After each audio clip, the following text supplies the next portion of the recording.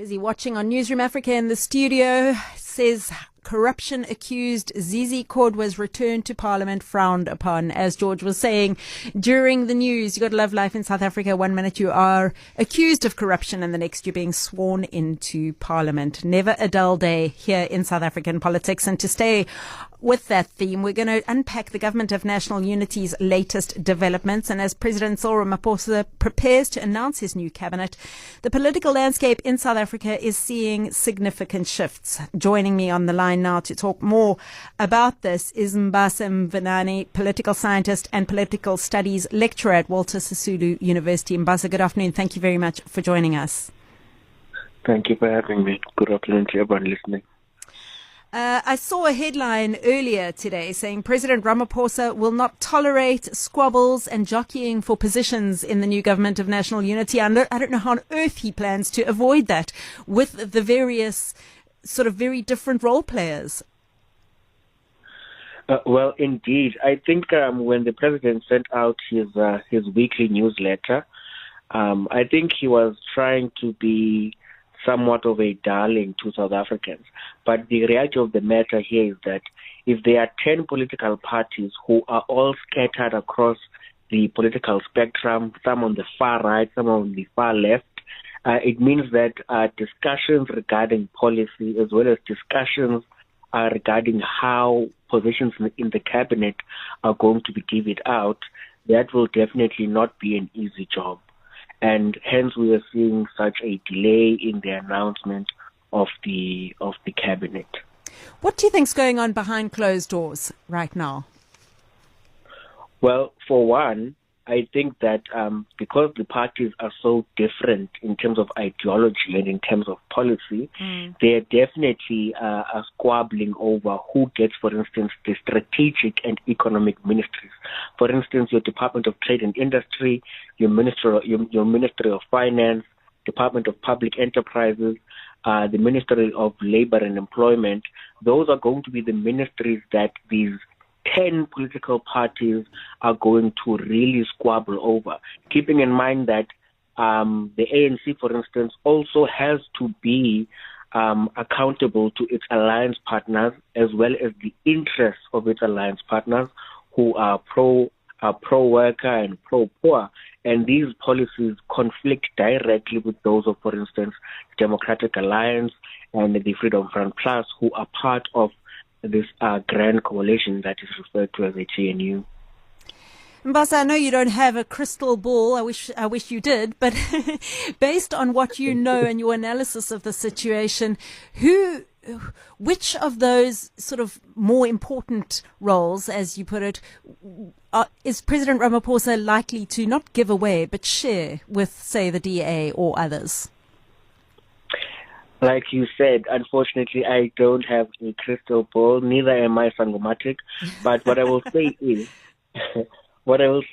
that at this point in time, I can't preempt because really, even the marriage of the DA and the ANC was quite shocking for many. I don't think many could have foresaw that happening. And at this point in time, I'm not quite sure how they are going to reach a compromise and consensus regarding those very strategic and economic ministries. But what I do know is that at the end of the day, they need to meet in the middle and split their differences and form a government and be able to start bringing services to the people.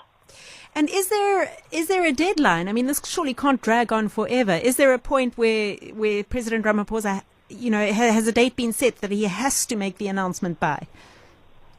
In terms of our constitution, unfortunately, it doesn't give a time frame or a time limit.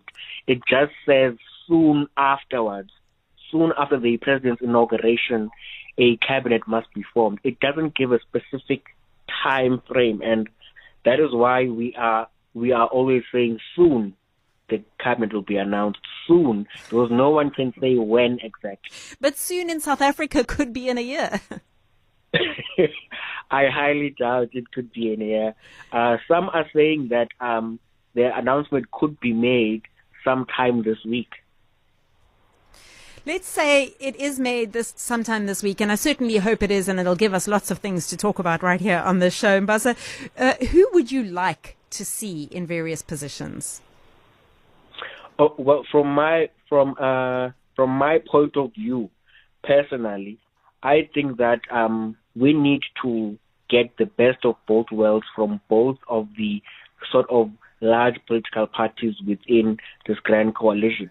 For instance, I'm not saying that the Democratic Alliance is holier than thou, but the Democratic Alliance is known for its emphasis on what is called professionalizing the public service, meritocratic recruitment in the public sector.